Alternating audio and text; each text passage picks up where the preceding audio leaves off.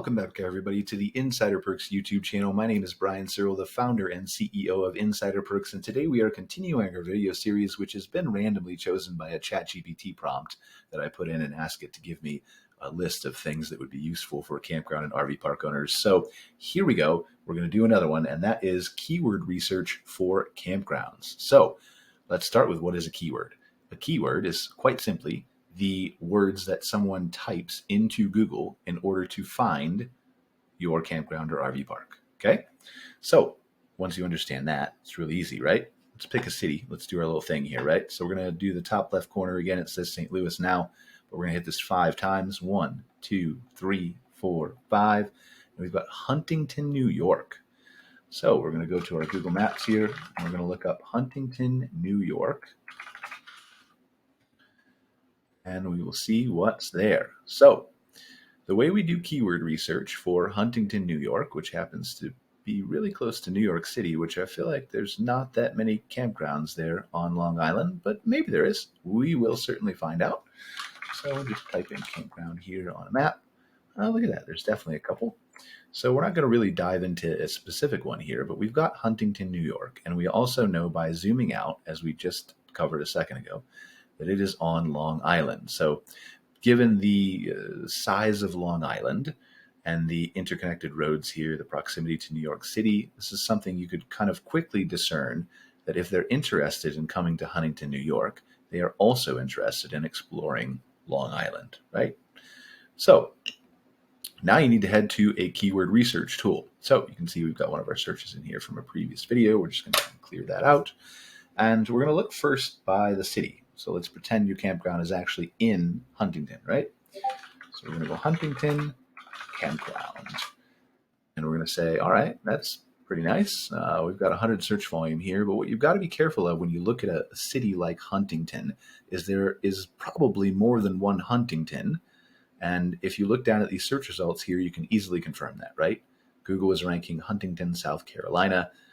And that's, one of the top results here. There's a state park in Utah that's called Huntington, and so this isn't the keyword you really want to compete for, unless it's huge and it actually really literally is like the only thing you want to target in your area. So instead, let's look at Long Island because we did that research already.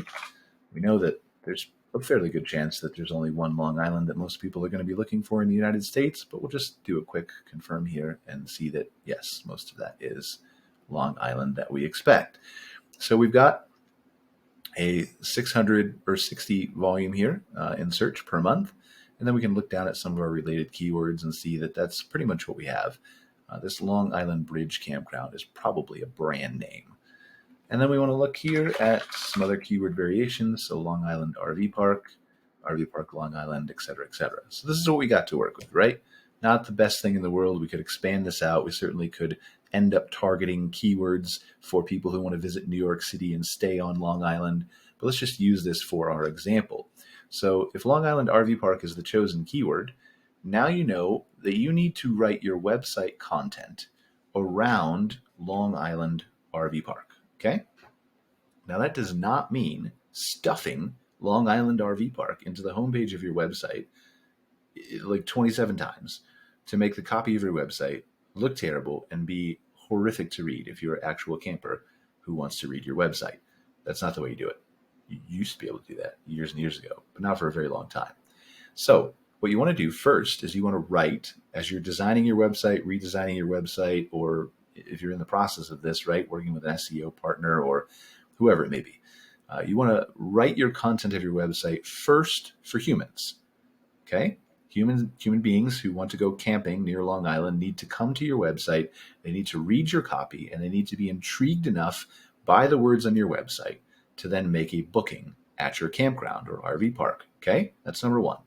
Once you've written that, then you need to do a pass through that and say, what small tweaks can I make to this to optimize this for my chosen keywords? So let's use an example. Let's say that your header on your website, and if you don't know what your header is, ask your website designer. If your header on your website says beautiful campground near Huntington, New York, okay?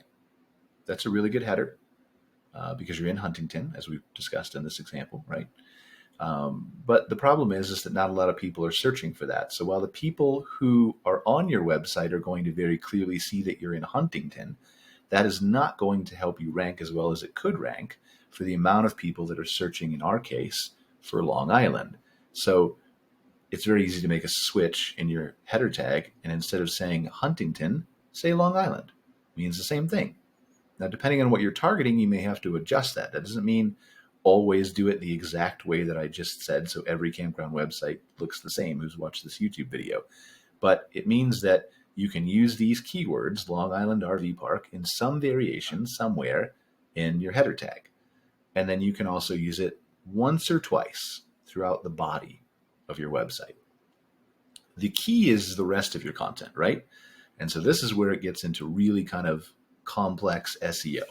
And this is what your website designer should be doing for you, okay? This isn't something that you should be doing or experimenting on by yourself, unless you're really, really super tech savvy, because your job is to run the campground or RV park, and that's what you do really well, right? Geeks like me focus on SEO. So you really need to learn about things like NLP or LSI keywords or entity tags. If that all sounds like, Brian, I'm turning off your video right now, I don't want to hear another word from you, you need to hire somebody to do SEO for you. It's okay. You don't have to do it.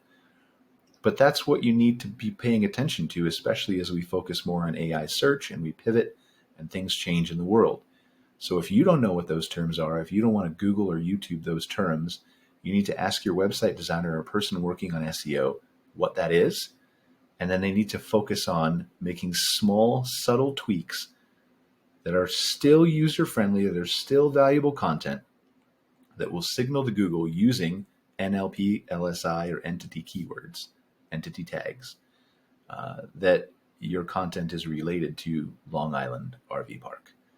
And if you can do that, and then again, you can build some backlinks to you, you're going to be well on your way to showing up for the keywords you want. So that is how, quite simply, you do keyword research. We gave you a little bit of information related to SEO in addition to that, but it's very simple. Figure out where you're located, figure out why people are coming to your area. In this case, it's Long Island, right? Why are people coming? Because they want to see New York City. That was kind of an easy one that we chose, right? It was random, I swear. You saw it. So, but whatever that is, right? Why are they coming? Is it a city? Is it a park? Is it a river? Is it an island? Is it a national seashore? Is it whatever? Go to your keyword research tool, whatever your chosen one is, figure out where the search volume is. Whatever the highest search volume is wins. That doesn't mean you only have to pick one, but that's the easiest path. Choose that as your main one and then add more sub keywords in there, right? Google's really good at relating things to each other. So again, you don't have to worry about keyword stuffing anymore. It just isn't a thing. So, once you know that, then you can figure out why people are looking for campgrounds or RV parks in your area, insert yourself into that conversation, into that search, and watch the business come in. It's really that simple. So hopefully you guys learned something. Appreciate you watching, and we'll see you in the next video.